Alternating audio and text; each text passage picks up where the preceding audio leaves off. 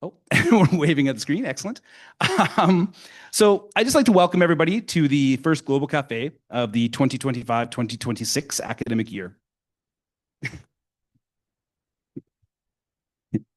It's always great to have Dan in the audience. We've got our built-in cheerleader. So by way of introductions, if you haven't met me before, my name is Dr. Martin Gall, and I'm a lecturer in the Department of Political Studies. And I will be one of your moderators today, but the briefest, you'll only see me for a moment, and the more interesting people will be up in a moment. I can't think of a more important event to start the year with. The continuing and staggering tragedy in Gaza. Since 2023, more than 65,000 Palestinians have been killed. More than 170,000 have been wounded. More than 2 million people have been displaced. And with the current Israeli invasion of Gaza City, those numbers are only growing exponentially. It's also important to recognize that while many here might have only become aware or been reminded of the plight of the Palestinian people due to the current escalation, this has been a definitive issue in current world politics. It was rooted in the events following World War II and the forced displacement and disposition of more than 750,000 people, more than 750,000 Palestinians, when the state of Israel was created. So I won't comment further, mainly because I'm not the expert here, and we have two people who can speak to this in a much more passionate and to speak to lived experiences that are much more important. However, it does highlight the necessity of knowing more about what is happening and hopefully facilitates our individual and collective means of action. So for that, I thank you for being here. So before introducing and handing the floor over to my co-moderator, I'd like to recognize our partners today. These events have always been collaborative with other actors that have allow us to get that critical mass of people to have these very important discussions. So first, we're always grateful to the Political Studies Student Association for helping to organize and co-moderate our events.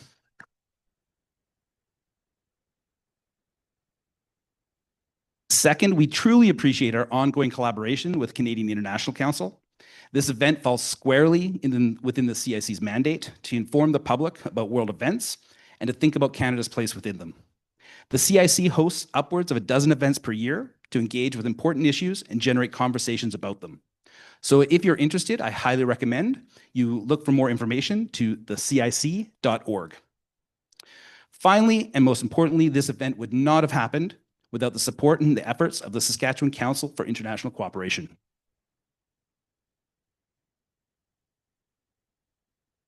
For over 50 years, SCIC has worked to connect local action with global change, empowering people in Saskatchewan to become engaged global citizens. SCIC builds momentum towards a just, equitable, and sustainable world by enhancing the capacity of our members, educating and inspiring the public to take action, and creating connections amongst those we serve. So now I would like to introduce my co-moderator for today. Josephine Hudson is the president of the Political Studies Student Association and an excellent contributor to the Global Cafés. I'll turn the floor over to her to introduce today's speakers, and then following their presentations, we will conclude with a Q&A.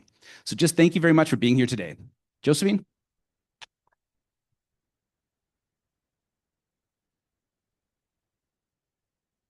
Hello, everyone. As Dr. Gall has said, my name is Josephine Hudson, and I'm the president of the Political Studies Students Association.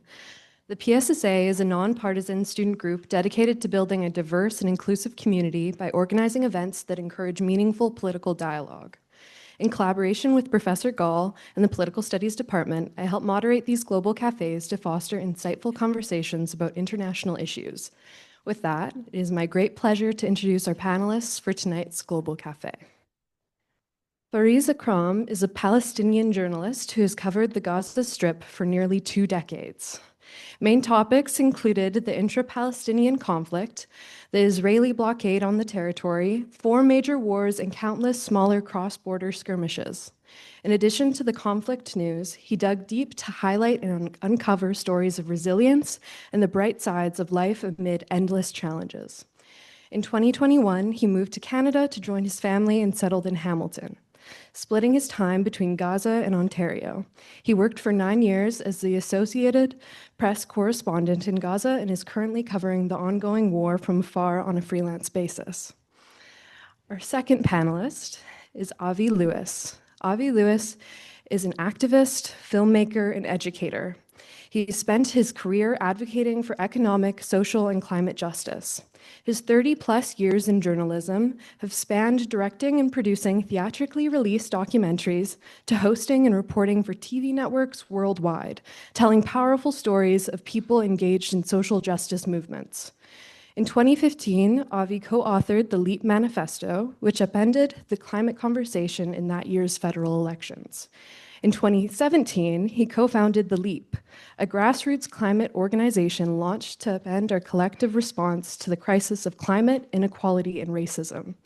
From 2018 to 2021, he was a journalism and media studies lecturer at Rutgers University, and since 2021 has been an associate professor at UBC, where his teaching focuses on climate justice and documentary filmmaking. Could I please have a round of applause for our panelists?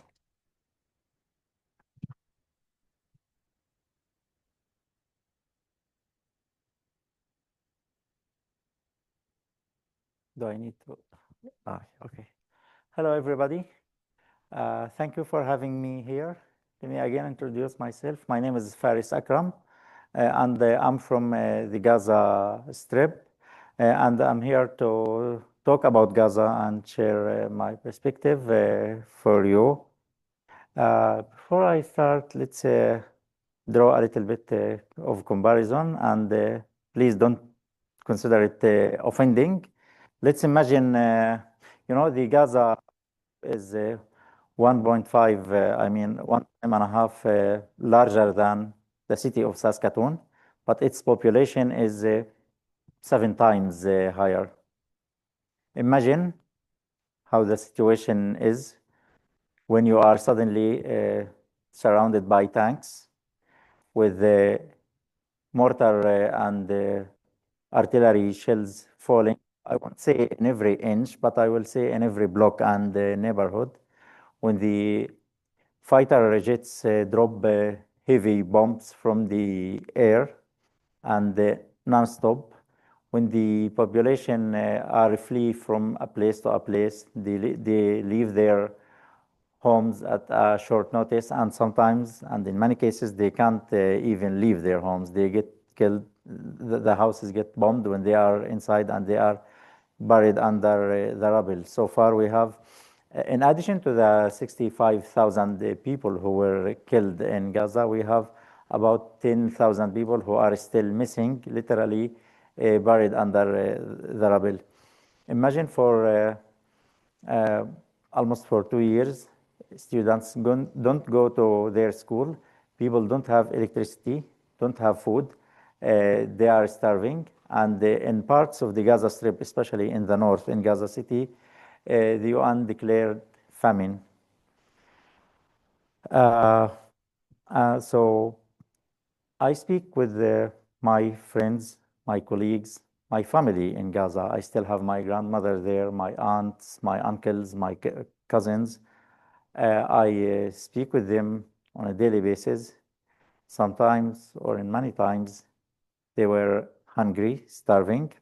Many families in Gaza skip meals in order to save as much as they could of food.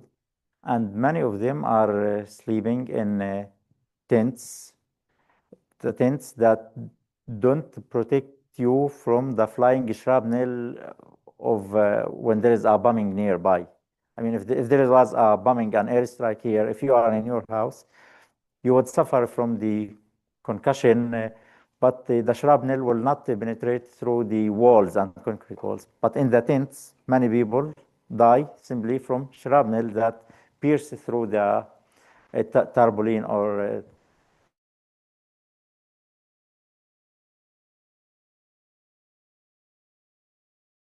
not only foreign media. I'm a journalist.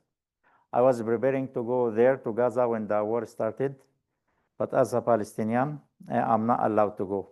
Nobody is allowed to go into Gaza, not even journalists, international journalists, local journalists, Palestinian residents, they are not allowed. Only a handful of international NGO workers and aid workers are allowed into Gaza.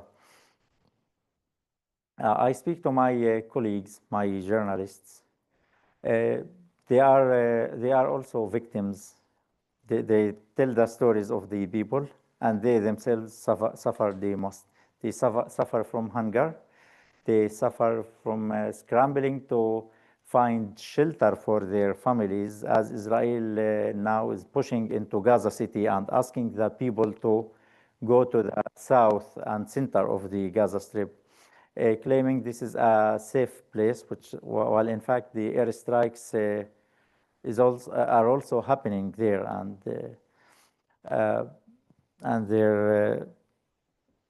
they are going on. The second point, we see many stories from Gaza, but that's not the entire picture. It's the Palestinian journalists who report the story, and I trust them. I trust their reporting. Sometimes when there is a big issue or a big thing happen, Israeli quickly questions the event, casting doubts for it, and questions and challenges the reporting of the Palestinian journalists, while at the same time preventing independent and international media from gaining access to Gaza. This is a complex situation.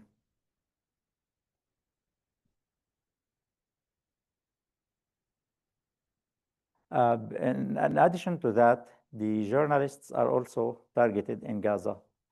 Close to 190 journalists were killed in Gaza during this war, according to the Committee to Protect Journalists. So journalists are victims. They are not different from the rest of the people in Gaza. I speak to families in Gaza who keep complaining now that they cannot find a safe place to go. Especially those who live in Gaza City, now they are forced to walk to the south. They are forced to walk 20 to 30 kilometers to reach the areas that Israel designated as safe. Because Israel also prevents the delivery of fuel to Gaza, so there is not enough vehicles and cars for the people to move. No banknotes and bills and cash is allowed into Gaza, so people are struggling with money. The food shares that arrive in Gaza are very limited, and this creates another problem. Students don't go to their schools. University students like you, they try to pursue online learning, but the internet and the communication there is unreliable. Many of them, or dozens of students in Gaza, managed to get scholarships in the US and in Europe, but they are unable to leave because the border is closed. So this is the situation in a nutshell. If we are to talk, I mean, millions of words and millions of images would not convey the full scale of the humanitarian situation in Gaza. But I'm happy to answer as much questions as possible. Thank you.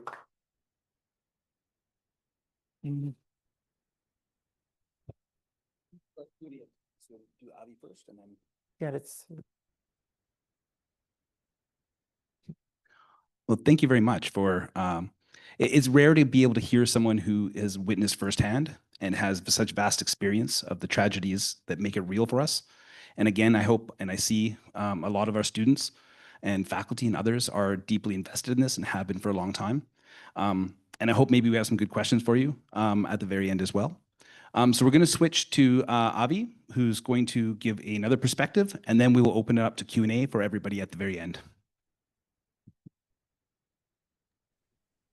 Well, good evening, everyone. I'm very honored to share this virtual stage with Fares. He's a heroic journalist. I think he must live with a lot of heaviness in his heart to be here when his family members are in Gaza. And yet the courage and clarity of Palestinian journalists risking their lives and being killed on a level that is not experienced by journalists anywhere else in the world in the last 2 years is simply impossible to overstate. And even for a journalist, a Palestinian journalist living in Canada, just imagine what our speaker goes through on a day-by-day basis. It's humbling. I've been to Gaza as a journalist. I've had a career in and out of journalism over 35 years. And I was in Gaza in 2009, 6 months after a bombing campaign by Israel that they called Cast Lead. I was there 6 months after what is now a minor rain of death from above, from Israel on a defenseless enclave where Israel controls the airspace, the ocean, the land borders, obviously no airport, the water, the food. Every aspect of Gaza has been completely blockaded and controlled by Israel. And 16 years ago when I was there, it was shocking. It took my breath away. It changed my life to walk down the streets in Gaza City and see entire buildings just rubble. 6 months after the bombing, there was no capacity to restore the civilian architecture. There were some attempts being made to clear away rubble and to rebuild. But it puts it in perspective for now. When Israel is committing genocide with impunity on a scale never seen before in our lifetimes, day after grinding day, and to witness even a small part of a previous attack puts in perspective for me the enormity of what's going on there. The sheer cruelty, the monstrous, twisted cruelty that we have seen day after day, language simply buckles in an attempt to convey it. Fares was talking about getting a warning that the building where his journalistic office was housed, getting a warning from the Israeli military that it was going to be bombed, and thinking about what precious keepsake to take with him. Countless times in the last 2 years, Israel has bombed buildings, hospitals, news outlets, and then assassinated people as they flee. We're talking about a level of cruelty that is unimaginable. I was watching an interview recently with Avi Lewis, who is one of the commissioners on the UN Independent Commission, one of the investigators that just concluded in its most expansive investigation to date that there is absolutely genocide going on in Gaza committed by Israel, corresponding to 4 out of 5 counts of genocide, definitions of genocide under the UN Genocide Convention. I mean, obviously, we've known this for a very long time, but it was yet another and the most comprehensive UN report. And Avi Lewis, who is now retiring, I remember that she was on the tribunal, the UN tribunal on the Rwandan genocide. And to see her talking about, they weren't even able to go into Gaza just to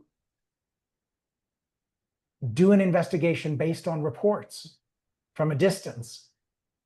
And for Avi Lewis, who has seen and heard accounts of unspeakable things in her life, she talked about children undergoing amputations without anesthetic, and she said, "I'll never be able to get it out of my head."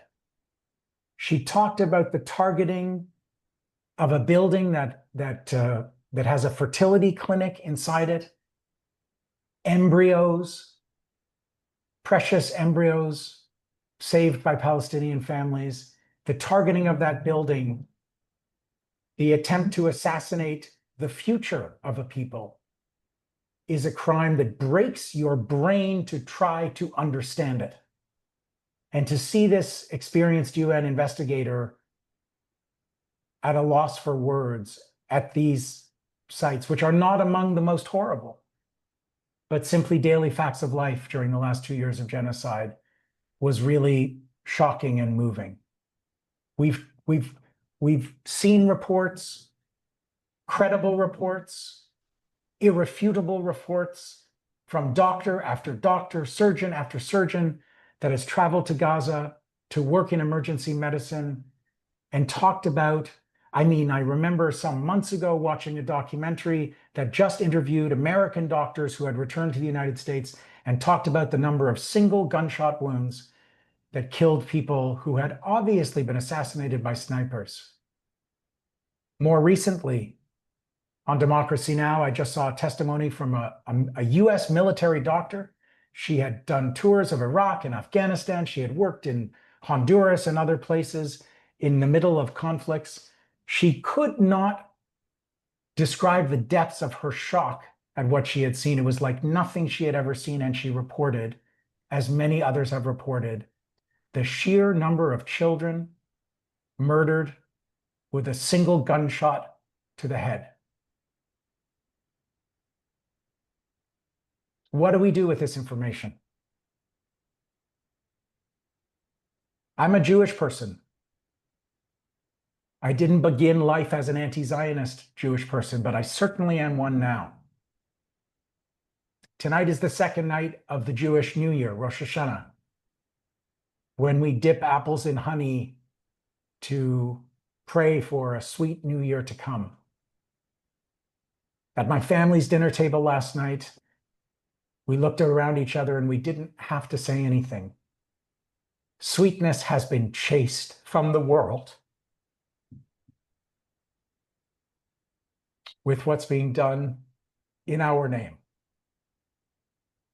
So what is Canada's response? Here we are in a country like Canada that prides itself on being a peacemaker, a peacekeeper, not a war maker, that prides itself on being a diplomatic force for peace on the world stage.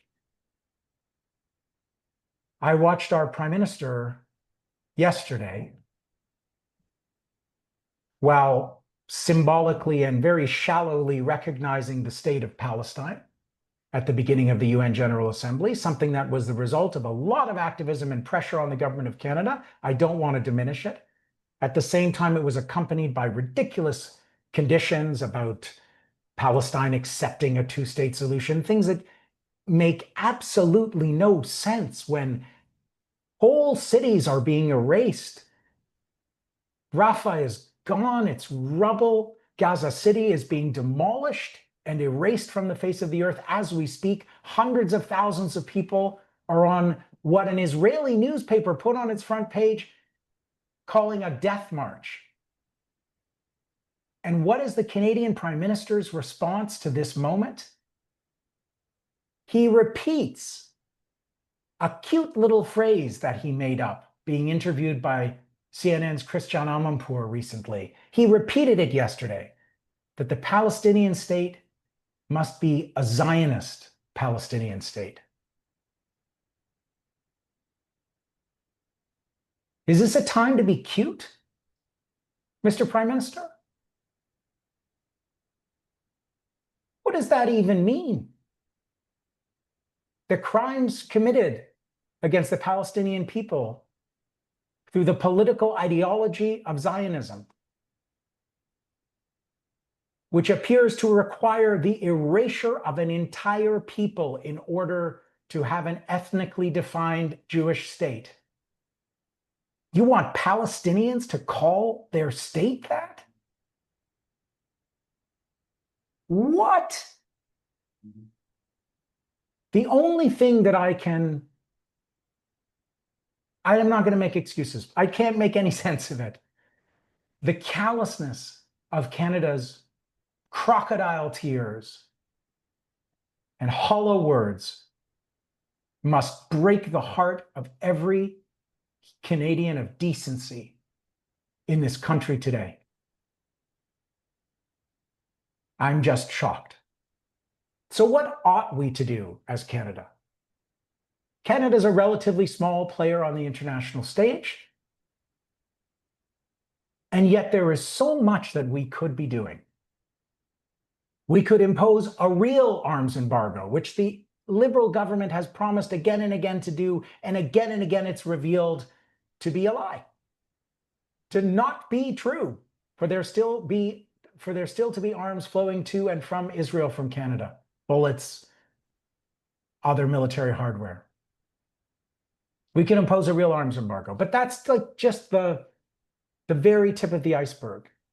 Canada and all other countries who are signatories to the International Genocide Convention have an absolute obligation under international law to take every necessary means to prevent a genocide ongoing.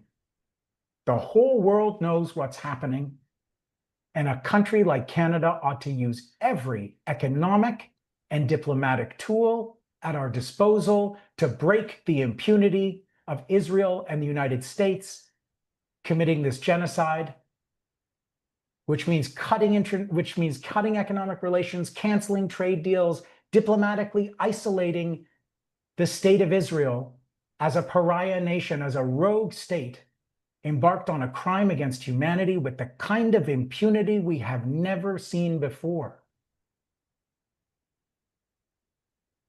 There are other calls coming from inside Canada.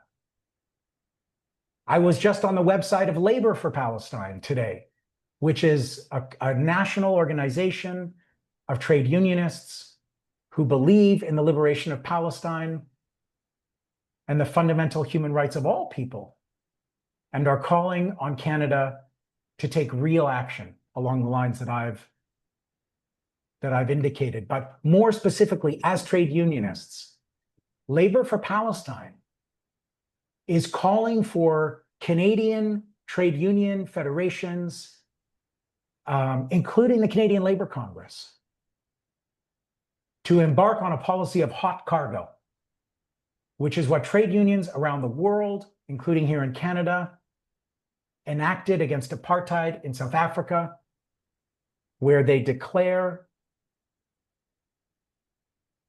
all goods, all Israeli products and services that pass through ports and pass through Canadian trade and shipping to be declared hot cargo that no union member will touch. The trade union movement, like other movements in Canada, like other sectors in Canada, has in its ranks moral clarity, people of courage, people of conscience, who are demanding that their bodies, like as a Canadian, I'm demanding of my country, of my government, that we've got to step it up. We have to dig deeper and find something else to be done. And there are tools available like the Hot Cargo campaign, like diplomatic and economic measures that we have taken against other countries, like against Russia for invading Ukraine, which was also a war crime and also a violation of international law, but obviously nowhere near the scale of the intentional death and suffering and cruelty to a population that we've seen in Israel's genocide in Gaza. So those are some of my reflections as a Jewish person on what should be a happy night of the year in the Jewish calendar, and what is yet another grinding and devastating day in a moment when this genocide, this ongoing genocide, in my view, is a moral chasm that has opened up in our world. And you are on one side of it or you are on the other, because the conscience of humanity is falling down the crack in between. Thank you.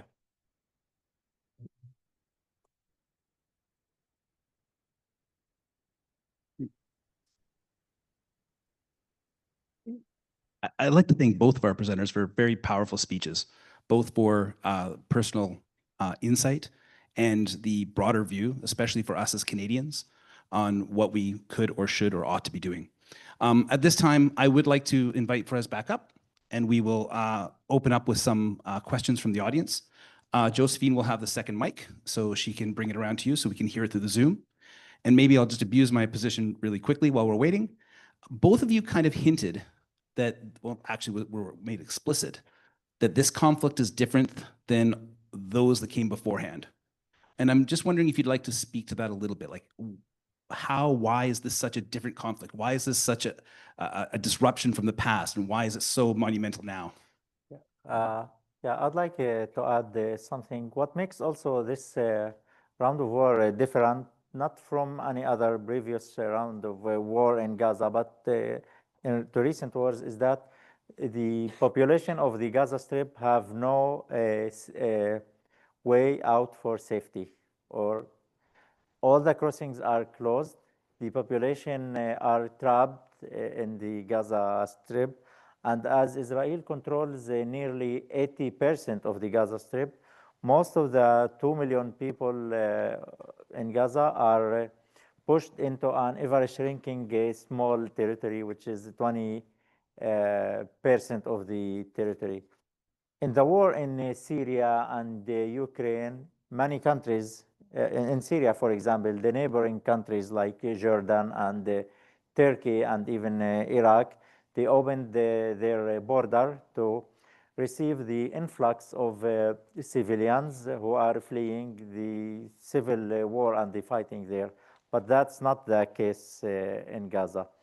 Since Israel raided the city of Rafah between Egypt and the Gaza Strip in May 2040, the Rafah crossing, which is Gaza's only way out, Gaza's only gate to the outside the world, has been closed. Those who leave are a few dozens on a weekly basis, who are either medical patients, humanitarian cases, some students in which the countries where their future universities are have managed to coordinate with Israel to evacuate those students, and some family reunions for people, especially living in Europe. Look at Canada. Canada announced a program to bring in the family members of Canadian residents and citizens who are in Gaza. What did they do? They only brought a fraction of the people in. Many people who are eligible, who are qualified, who did their visa applications and got their biometrics collected at the Canadian Embassy in Cairo, they are still doing time in Egypt, where they are not recognized as either refugees or residents. In Egypt, their life is on hold. Students their studies are on hold, waiting for the Canadian government to grant them a visa. I know many of those families who are in Egypt, and they always speak with me. One time I decided to ask the IRCC on behalf of one family. The man came here, but his mother is now alone in Egypt, and she has got her biometrics collected in June last year, and until now the response is that her case is pending the completion of background verification. Background verification for a 70-year-old woman who was trapped alone in Egypt. Look at the Canada's response to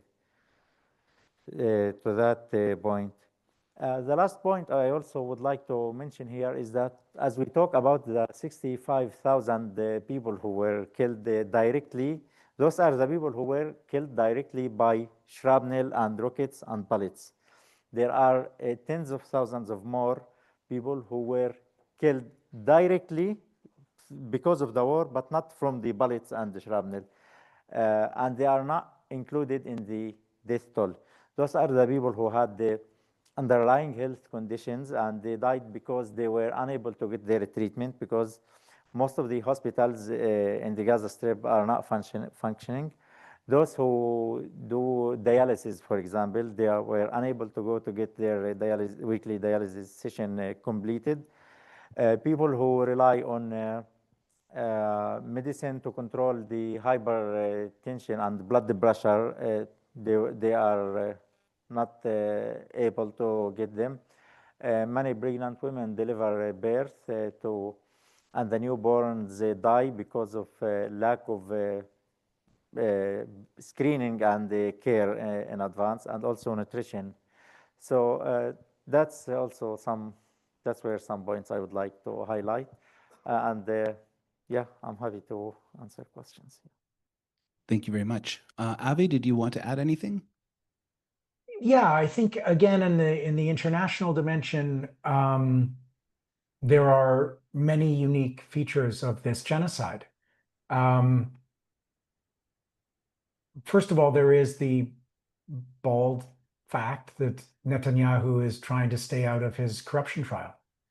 And whenever a peace deal or a ceasefire or a hostage deal seems close, I don't want to put it all on Netanyahu, because the whole Israeli war cabinet is I mean, the genocide determination by the latest UN investigation relied in part on the statements of genocidal intent, but there's a level of recklessness internationally about this attack on Gaza that isn't like the previous ones at all.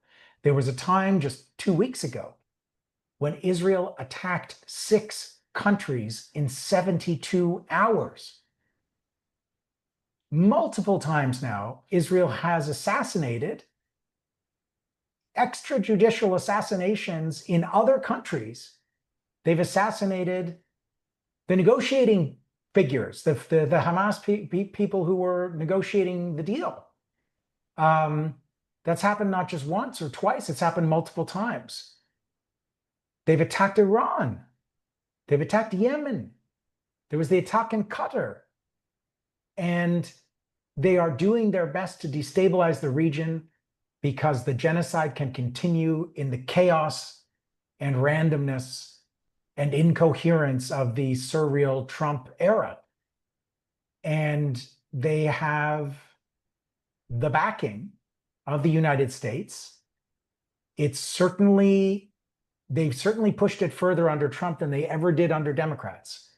But we know from history that it is an absolute, and from current votes in the US Congress and statements and the rest, that it is a bipartisan consensus in the US Congress that supports this genocide and defends it and covers for it, despite the fact that Israel is doing everything it can to destabilize the entire region. So the scale of the attack is indescribably larger, more intense, more severe. The cruelty, as I mentioned before, ruptures the imagination. But the recklessness of Israel's attempts to destabilize the entire region are a new feature, or at least the density and the concentration of attacks on other countries, because all of these countries have been attacked by Israel before, pretty much. The density of them and the regularity of them is a threat to the international order. And I mean, even just on those grounds alone, we can't set aside genocide, but outside of it, Israel's attacks on other countries and assassinations of the officials of other countries, generals, etc., make this period unlike others in recent memory. And I can't summon a time when there has been a state that has just been lashing out in all directions at 6, 7 other states and murdering people in those countries. And it's only because of the military cover and diplomatic cover granted by the United States that all of this is possible. So that's a really scary additional factor that I think we have to take into account. And again, as if we need it anymore, and certainly when genocide is ongoing and you're a state like Canada that claims to stand for human rights, you shouldn't need any other basis. But on the basis of the stability of a world that could tip into war, Canada should be screaming and acting with every means at its disposal I think Canadians who really concentrate on the details of what's going on, it's overwhelming, so it's easy to kind of let it just slide by. But when Canadians stop and actually look at the facts as they pile up, most people want our country to stand up for human life and for international order. Perfect. Thank you very much. Do we have any questions from the audience? One on the right over here, and then we'll just kind of work up this aisle.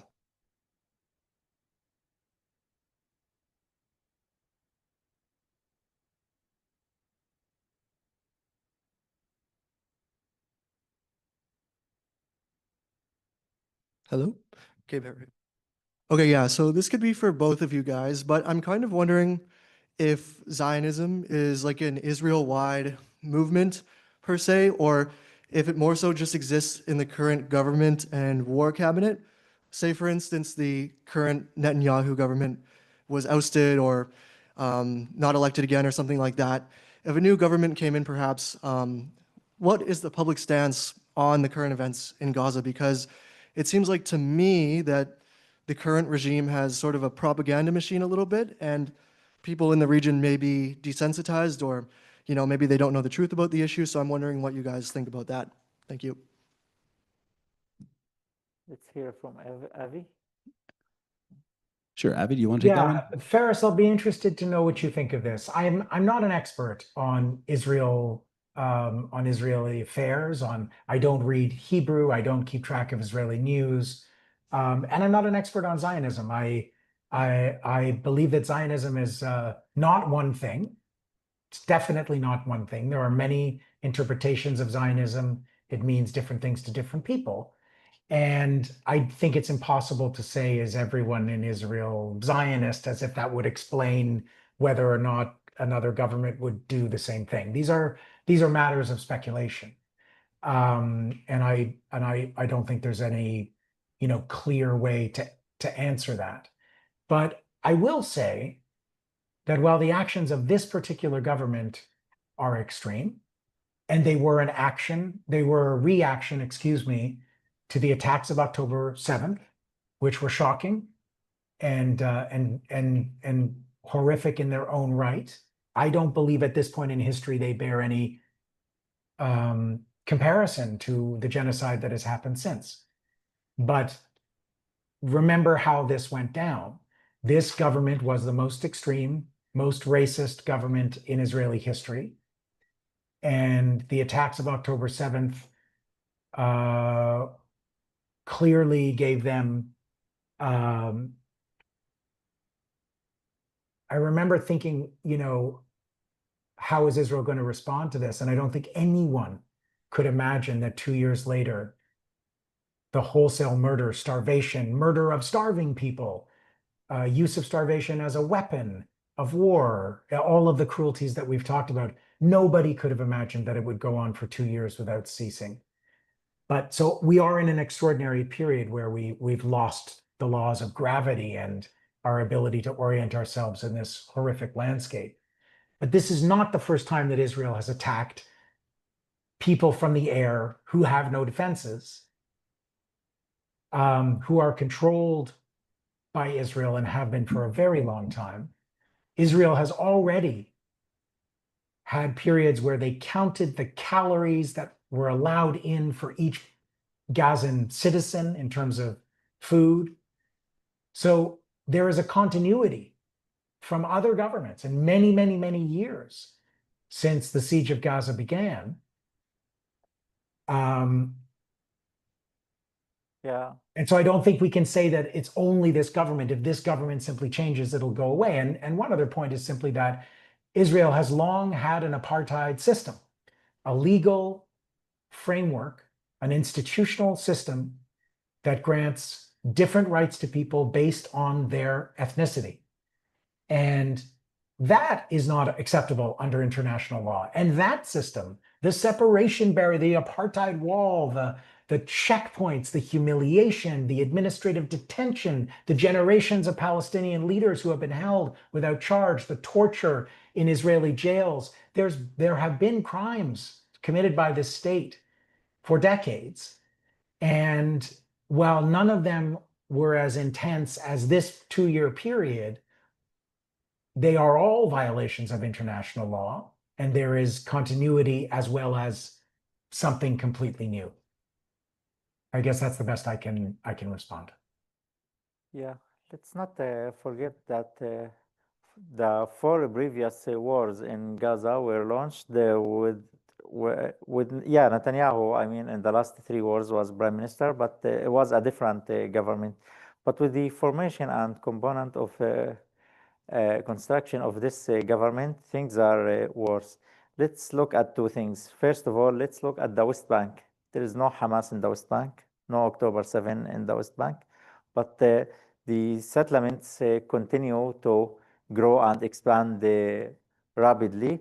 And just today, Netanyahu ordered to shut down the border between the West Bank and Jordan. So he's imposing a siege on the West Bank, similar to the blockade that has been placed on Gaza since 2007.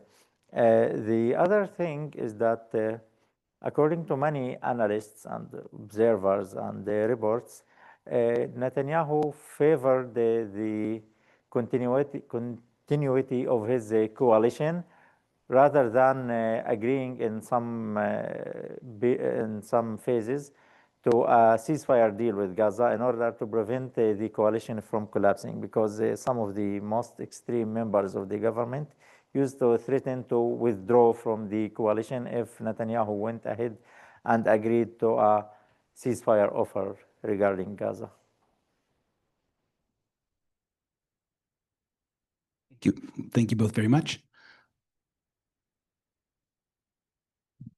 Hi. So I wanted to thank you both for your very powerful speeches.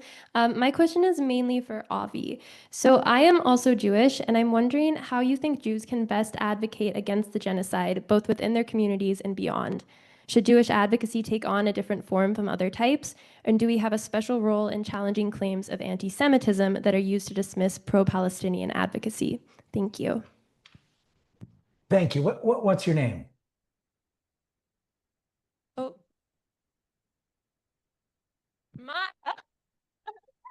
I'll answer for her. It's Maya. Maya. Thank you. Thank you for that question, Maya.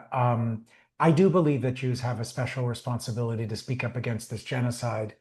And I do believe that Jews have a special responsibility to denounce the use of the anti-Semitism smear, which is used by pro-Israel groups in Canada and legacy Jewish community groups to silence criticism of Israel.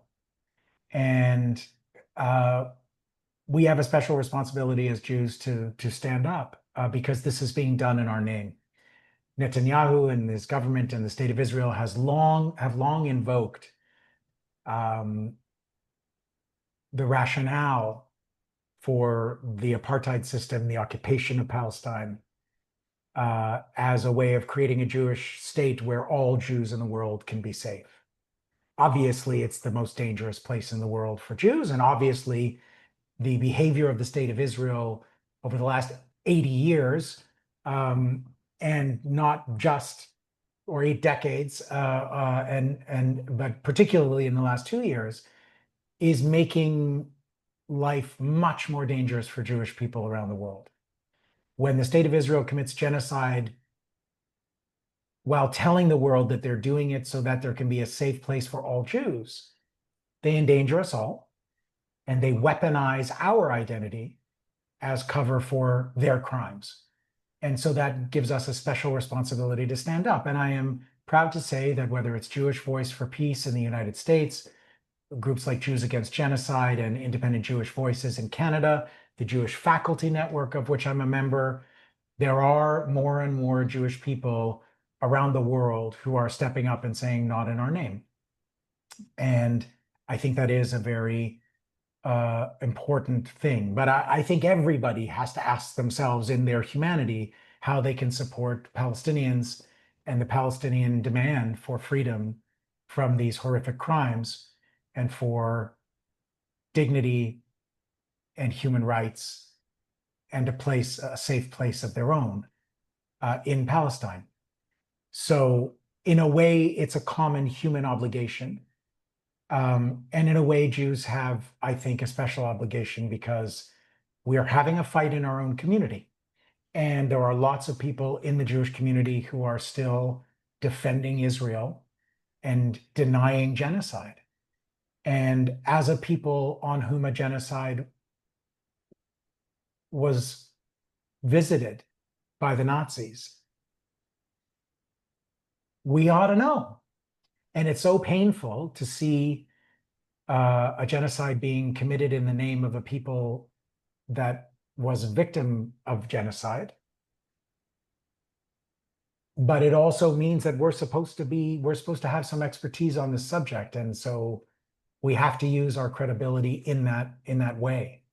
I just want to say one other thing on the question of the charge of anti-Semitism. There is anti-Semitism in the world. And there is more anti-Semitism in the world than there was 2 years ago, because Israel is committing genocide in the name of Jews, and people around the world are furious about it. And a lot of them are blaming all Jews, or some of them are anyway, and that's understandable. But that doesn't mean that criticizing this genocide is in any way anti-Semitic. It's not. It's confusing, and it has been confused by the state of Israel and by organizations like the Canada-Israel, I'm going back a ways and calling it the Canada-Israel Committee, but the Committee for Israel and Jewish Affairs here in Canada, which has used the cudgel of the anti-Semitism accusation over and over and over again for 2 years, until it's ludicrous, it's lost any meaning, and it has devalued the term. I'm a person who has experienced anti-Semitism in my life, as have all Jewish people, just like every racialized person has experienced racism, just like Indigenous people in Canada have experienced colonialism and racism. But there's no comparison. And there is something really vile about the way that Israel defenders call everyone an anti-Semite, including other Jewish people, when they speak up in a clear moral voice about what's going on in this genocide. So yeah, there are organizations of Jewish people around the country and around the world. And I think in the same way that for white folks, settlers in Canada, we have a lot of work to do to decolonize ourselves and think about what it means to be part of a state and a tradition that committed genocide against Indigenous people in taking over this land. We have a responsibility as Jews to unpack a lot of the myths that we were taught growing up, and to speak out against those myths when they're perpetuated in this terrifying and difficult moment for everyone. So yeah, we got a big responsibility. Thank you very much. I think we had just one or two in the right, and then we'll maybe swing by this way.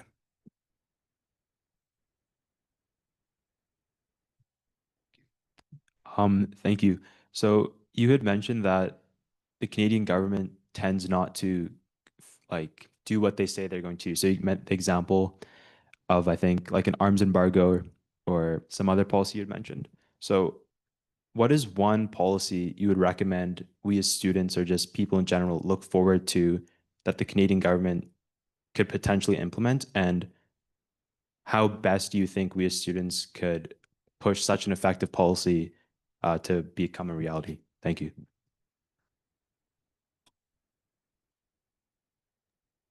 Well, the arms embargo is a good one. There are groups that protest every week in different cities. There are all kinds of groups across the country, local groups that are focused on federal ridings. I know in my city of Vancouver, there's a Vancouver Granville for Palestine, and it's not really for one person. I'm not comfortable saying here's the one thing you should do. I think the thing you want to do, if you're upset and outraged by what's going on, and you want to deploy your own resources and commitment and work, is to find a local group and to look at their demands and to look at the national campaigns and their demands. And there are many, many different fronts to throw down on. Right now, I know there's a campaign targeting Soccer Canada for the upcoming FIFA tournament to not allow Israel to participate or to boycott those games. There was the Tennis Canada campaign around the Davis Cup in Halifax recently. If you study some history and you look at the period of apartheid in South Africa, there are artistic and cultural fronts, there are diplomatic and political fronts, there are political parties that do different things and demand different things in Parliament. There are private members' bills, there are official parliamentary petitions. There's just tons of different tactics out there. And I think that part of it, I mean, like I could recommend lots of them, but I think what I'm saying is it's part of your journey as an activist and as an engaged citizen to do some research and find a place in the broader movement against the genocide and for Palestinian liberation, to see what resonates with you, to see what aligns with your worldview, and to pick a tactic that you think that you could be effective in, depending on what your skills are and what your position is in society as a student. So there are obviously student groups, and there are student campaigns, university campaigns. Maybe you want to do something that targets your own administration.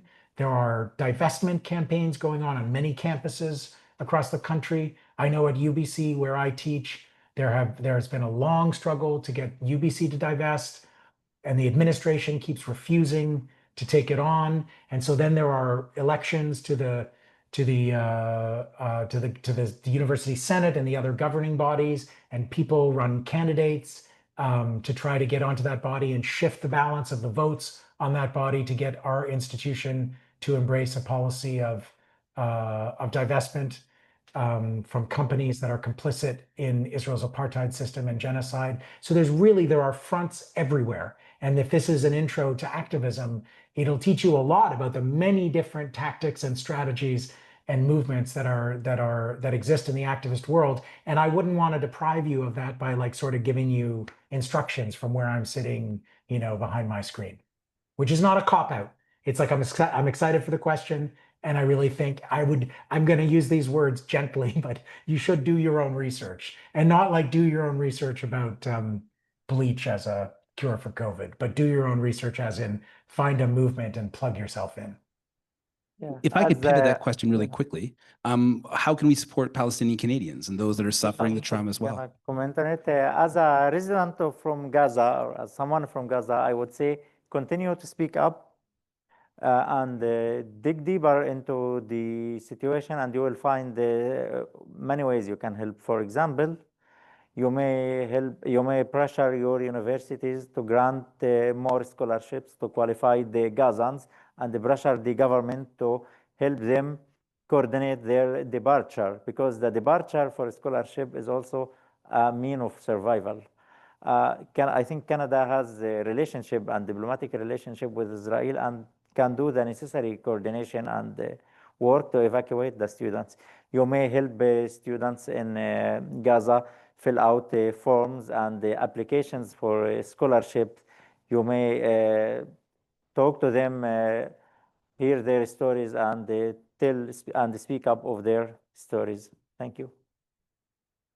Is there something we can do in solidarity for Palestinians within Canada, like yourself?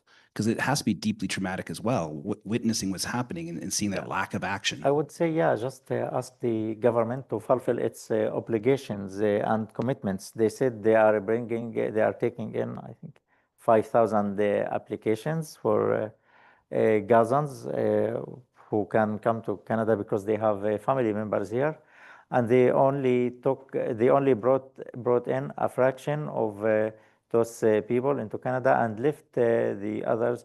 I can understand sometimes it's difficult and it takes time to coordinate the departure of the people from Gaza, but there are many applicants who have already made it into Egypt. And in Egypt, they are being treated as tourists who are overstaying their visas.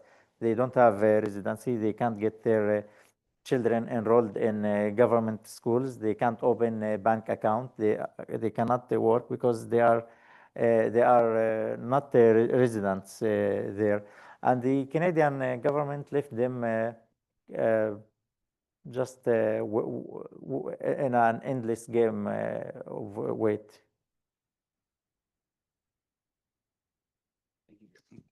Thank you very much.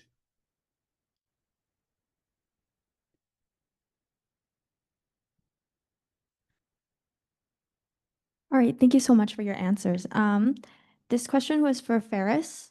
As a journalist who's witnessed the firsthand atrocities yourself, what are your thoughts or insights on Israel's tactics to uniquely target the media, like their new deal with YouTube and Google? Yeah. The Israeli actions in Gaza, especially the journalists, take two patterns.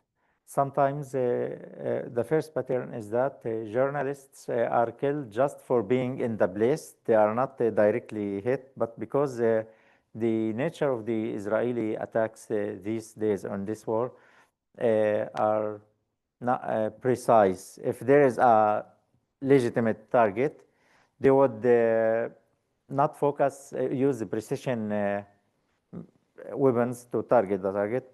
Instead, they may use an airstrike or artillery shelling that will spread the damage and cause injuries to people in the area, not just the target. So, here is one pattern in which the journalists are killed. The second pattern is that Israel deliberately target the journalists for claims that many organizations and human rights groups challenge. And in addition to targeting the journalists, they also target the narrative. They also target the reporting. They keep questioning the reporting, and at the same time preventing the foreign media from getting into Gaza. And so those are the two patterns we have seen. In the last airstrike not airstrike, actually it was tank shelling that killed 4 journalists last month in the city of Khan Younis. I know 3 of them personally. They have nothing to do with Palestinian resistance or groups or factions. And because some of them, and because this is a fact, and some of them also worked for international news agencies like the AP and the Reuters and the NBC. Israel was quickly to admit it, but look at the reckless way they targeted. They say that in one of the justifications, they said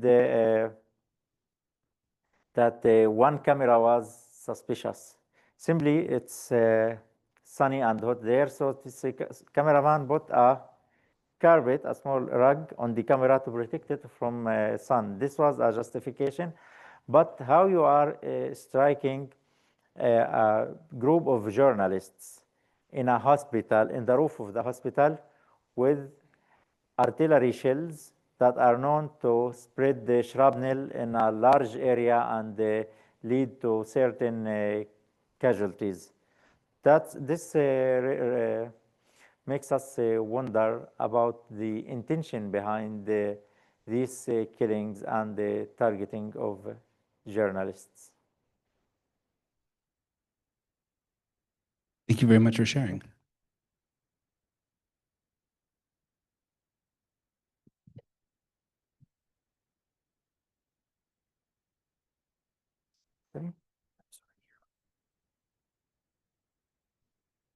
I want to commend you both for being here to field questions, because that's an extremely difficult thing to do. I suppose if I'm going to ask anything, it's we've seen, obviously, you mentioned the Holocaust and issues where other conflicts have got to a point of absolute pain and horrible suffering.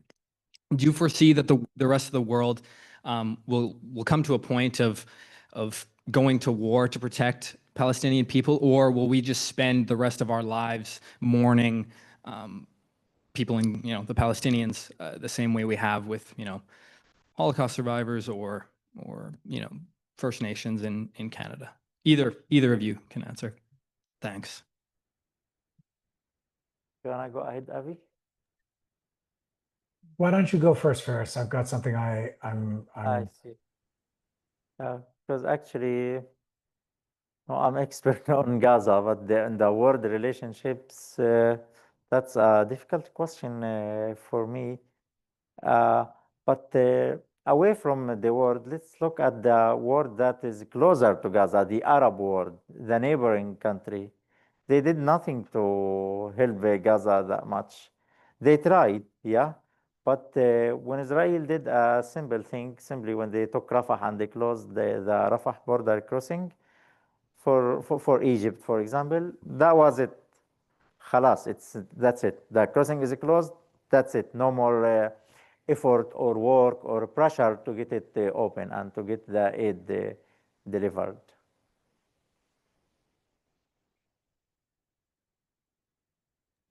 I think that I don't see any moves internationally for any country or coalitions of countries to try to go in with armed forces and stop the genocide. I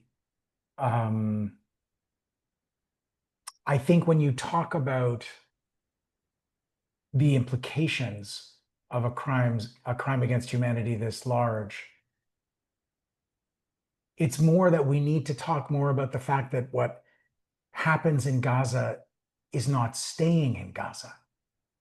And I think that that means that there are more fronts than just where the genocide is occurring that we have to be watching.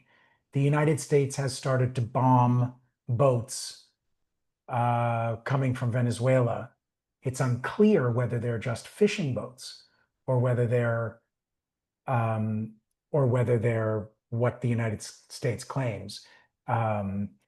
And we're seeing these targeted attacks in international waters in other countries that are accelerating as a result of the zone of impunity that is being created by Israel's reckless international expansion of the theater of attacks and the United States' eagerness to do the same. There are one of the most troubling relationships that Israel has is the technology, surveillance, and policing relationship that it has with a lot of other countries and lots of cities, lots of Canadian cities, lots of American cities. Israel has been selling for decades now technologies of social control, of surveillance, even of torture, under the guise of policing partnerships. And they boast in their sales tapes, if you see some of the investigative documentaries that have been made, that they've been practicing on Palestinians the arts of surveillance and social control, arts, the cruelty of apartheid and its technologies. And these phenomena are spreading throughout the world. And they're being used by bad actors. The worst piece of surveillance software in the world, the Pegasus software, that can take over a mobile device, a computer, a phone in particular, actually I think it's phones mostly, without even clicking on anything, is a technology created in Israel and sold to bad actors, state actors, non-state actors around the world for the surveillance of political enemies. So yeah, I mean, I think the question of whether or not the world intervenes in the genocide that's going on is one question, but another question is whether we permit the techniques and crimes in Gaza to spread, because they are already spreading. And I think that's one of the reasons why it's so urgent that countries around the world come together and find more radical ways to exert pressure on Israel and on the United States. I don't believe that conflicts get solved on the battlefield. I believe that conflicts get solved through international diplomatic and economic pressure, where forces are brought to bear on states doing bad things so that they come to the table and choose to negotiate an end to the killing. And I think that's absolutely possible with Israel, despite the fact that they have the world's biggest military behind them. If all the other countries of the world came to their senses and actually used every tool available, I think it is possible. And every country in the world has a stake in doing this, not just for the moral imperative, whether or not it's a signatory to the Convention on Genocide, whether or not it wants to support the international order and international law, but even in its own self-interest, so that these violent acts of impunity by Israel and increasingly the United States, I mean, there's a long history of that, but in this moment, increasingly reckless acts of violent impunity by the United States are actually reined in before they reach your shores in whatever country you live. Yeah, I'd like to comment further on your question about the targeting of journalists. Again, in the strike that happened last month and took the lives of four journalists, this was called a double tap attack, which was meant to cause as much damage and as many deaths and injuries as possible. In the first tank shell that hit the camera, only one journalist was killed at the scene, I mean immediately, who was working for Reuters. The Israeli military waited for a few minutes until paramedics and more journalists gathered in the area paramedics to offer help and journalists to check on their colleague. And they fired the second shell that took the lives of the three other journalists and some of the paramedics. So this is more than intentional. Thank you. I think just down a little farther down there, Josephine.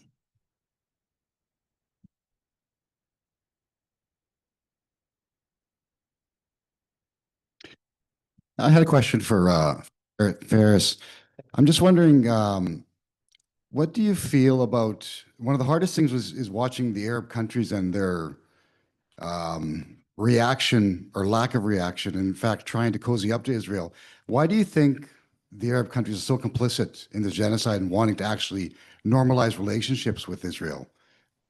Not speaking about it, is it self-preservation? It seems like they actually want to have relationships with Israel, despite what they're doing. But what's going on in Gaza has cast shadow over the intention of some Arab countries to normalize relations with Israel. Why those Arab countries want to normalize the relations with Israel? I don't really have an answer for why is that. But again, it's I can't speak on behalf of those countries why they want to normalize, but for the Palestinians, normalizing a relationship while the war and genocide is going on is something that further contributes to the suffering of Palestinians and make them feel further unwanted or yeah, inhuman.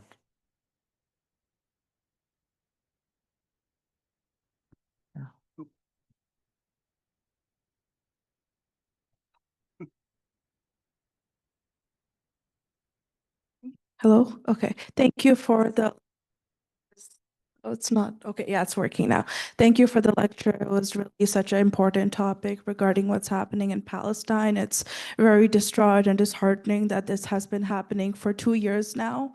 And my question is, what is the Canadian government doing about this? And are they willing to support Gaza? In what ways? And is there a way, if they're willing to, I don't know, make companionship with the United States government, if they can support what's happening? And I would like to know more about this. Yeah, as Avi said, the Canadian government's position on the international stage is small. They did three things, the Canadian government. They helped evacuate some families at the beginning when the crossing was open. They announced the temporary program for Gaza or temporary measures to bring the Gaza families, and they never fulfilled it. And they also took part alongside some of the Arab countries in the symbolic airdrops of aid to the Palestinians. Those are the three things I remember the Canadian government did, but they could have done more, and they have more tools in their position to use either as a leverage on Israel or to pressure Israel into. One of them is the arms embargo that Avi talked about. Yeah, if I could just add to that, the Liberal government under Trudeau and under Carney has a number of MPs who want the government, who have clearly said that they want the government to take real diplomatic and economic action to isolate Israel, and to stop making excuses and making purely performative gestures. And even when they make a performative gesture like the arms embargo they claim to impose, it didn't turn out to be true. Or the recognition of the Palestinian state, any satisfaction for Palestinians in that was immediately sullied by the ridiculous conditions that they attached to it. And by Carney going out the next day and playing to the other side and have this ridiculous construction of a Zionist Palestinian state. So there are pressures within the Liberal Party, within the Liberal caucus, and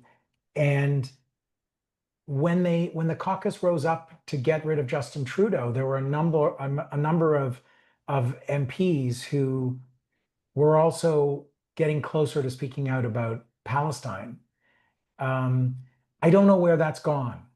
I think after the election, they came so close to losing to Polyev. If the NDP vote hadn't collapsed in that last election, the Liberals would have lost to the Conservatives. And now we are not hearing from MPs as clearly within the Liberal caucus that the government's covering for Israel's genocide is disgusting. So there is more that the caucus itself could do. And until they manage to build some sort of caucus revolt against the prime minister, or unless they do, there's we have to be in the streets, we have to be on the outside, we have to be taking extra parliamentary means, we have to be signing petitions, we have to be doing whatever we can think of doing. I think this labor campaign around hot cargo and trying to work within the labor movement is a very powerful one, and has a lot of promise. But yeah, Canada has, the Liberal Party has its own dynamic. And I do think that it's pressuring Liberal members of Parliament is a legitimate activist approach because, Carney is a new prime minister. He hasn't been in politics very long. He's got a minority government. He's got to keep moving. If suddenly there are news stories about his caucus revolting over the issue of the genocide, it would cause him big problems. So I think trying to mobilize some people who are in the government is perhaps a valid approach. But I know there are many, many people who have been trying to do this in Canada over the last couple of years. And I think people are tired of fighting for so long and watching the cowardice and lack of moral clarity in the government. But I do think that the government itself and the governing party is a valid target. After all, the Conservative Party doesn't have those voices within it that are more sympathetic to the plight of Palestinians and more outraged by the genocide going on. It seems that the Conservative Party is 100% in lockstep with Israel. So this is when you're thinking about activism, you have to kind of evaluate the state of play, figure out where there might be a pressure point, and do your best to throw down with other people who want to put pressure on that point. Thank you very much. I think we have time for 2 more questions because I don't want to abuse the time of our speakers. Sure. So maybe down here, one up there, one down here. Sure.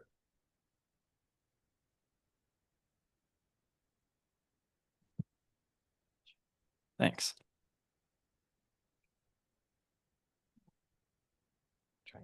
I think the mic Hello? was not like the back row. Are we good now? Is that good? Okay. My question is, how would either of you describe the effectiveness of the United Nations in resolving this conflict? I would say it's more than a symbolic step, but at the same time, it's important because it opens the way for more recognitions. And this is not, there is no magic solution for the situation, but a symbolic step here and another diplomatic step there, another effort. All of these build up, hoping that they would lead to improving, at least improving the situation. For me, here as a Palestinian who live in Canada, the good thing about I will shift to the Canadian recognition of the Palestinian state is that when I fill any application on the website and when I go to the country list, I would say I would find Palestine instead of the Gaza Strip or the West Bank or the Palestinian Authority. I think the reaction of the UN has shown both the necessity of having the UN and its inability to intervene in moments like this. I think it's sort of both at the same time. I do think that UN resolutions and investigations and the statements of UN bodies and the Secretary General, they do help. They are useful. They're not nothing. But on the other hand, this institution that was set up in the wake of the Holocaust and the Second World War, the international legal architecture around genocide and the United Nations as its vessel, as the place where it lives, has not been able to stop genocides. So I don't think we can abandon the UN. I agree completely with Fares, and even symbolic measures like the recognition of the Palestinian state. It means so much for Palestinians to look at a list of countries of the world and see their country represented there. So we can't abandon symbolic wins, especially when that's all we're really getting. We just have to accept that they're not enough.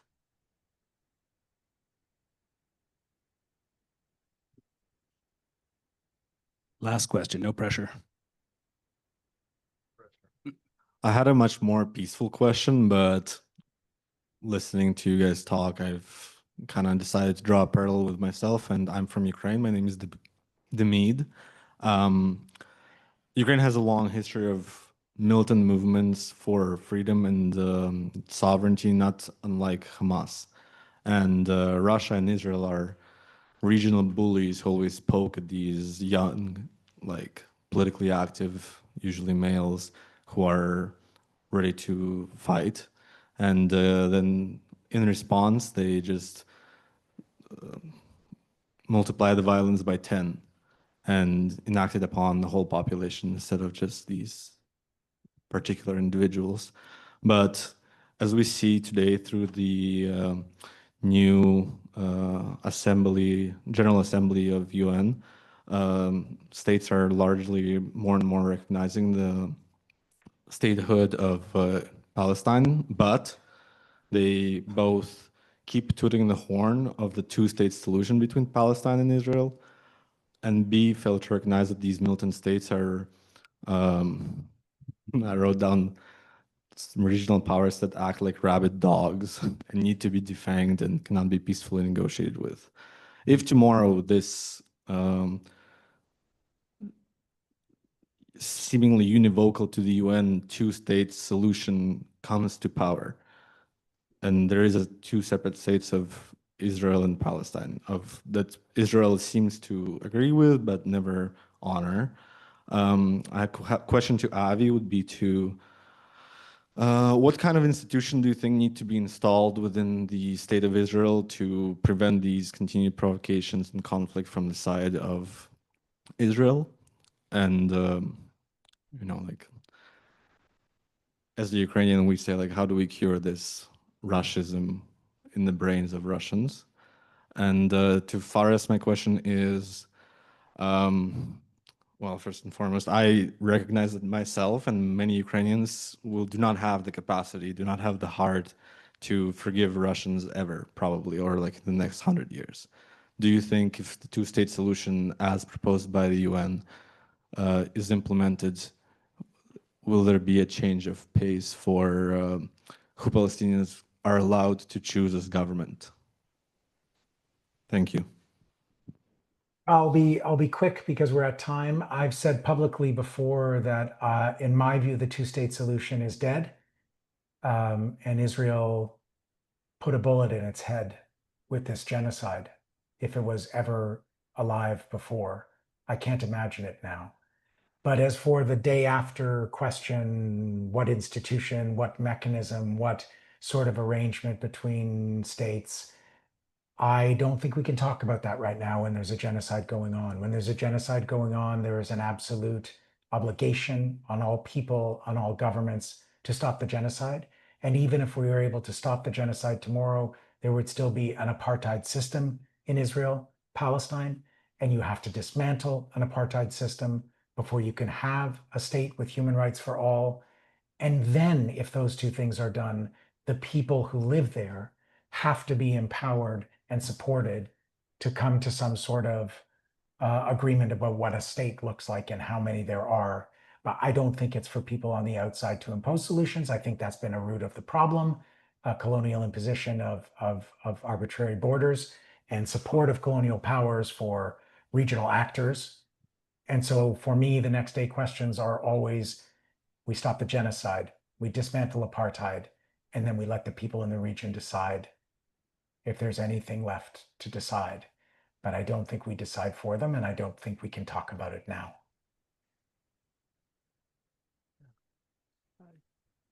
Can you please repeat your question quickly for me? Just want to make sure I get it clearly. I'm sorry, I think Avi is right, and the next day questions are quite different. I just was wondering from the perspective as a Ukrainian, if there is like a non-capacity for Palestinians to forgive Israelis in the same way that I think there is between Ukraine and Russia. It's a profound question. That's, yeah, maybe this is different from person to person. Yeah, no, it's not an answer for, can't answer you. Yeah, but yeah, the most important thing is that this war ends first. Yeah. All right. Thank you very much, both of you. If we could just express our deep gratitude to both speakers today.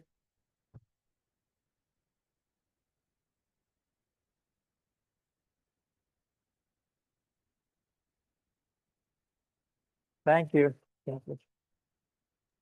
Fares, it was really an honor to share this platform with you. Thank you so much for your wisdom. Thank you. Thank you for everybody here and for you, Avi. And again, thank you all for coming out as well. There's a lot of groups on campus and elsewhere that have been working on this issue. I know that the political studies department has another speaker coming up in October. I'm not going to belabor the points because I think this is just a good point to end on, but just thank you very much for coming out. And I hope to see you at another event. Thank you very much. Take care. Good night, everybody. Oh, thanks. Hope to see you soon. Sorry, last point. If you're available, if it's possible, there's a QR code up in the front here. The SCIC would love to get some feedback on events, and that helps us to make better events in the future. So if you have time, we would greatly appreciate it. Take care.